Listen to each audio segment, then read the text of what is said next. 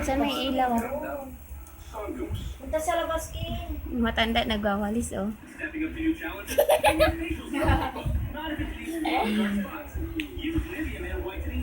Saan may ilaw para maliwanag? Matanda na nagwawalis, oh.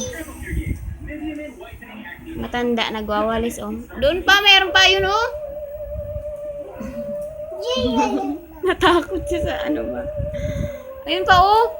Hoy, ayun pa, oh. Ayun po. Ay, hindi na ayos. Galing talaga ng matanda na nagwawalis. Galing. Buti pa, sige, marunong magwalis kay DJ. Eh, syempre, maliit yung ano na. Kahit na, maliit din naman yun eh. Ito daw, ma. Ito ba yun? Asan?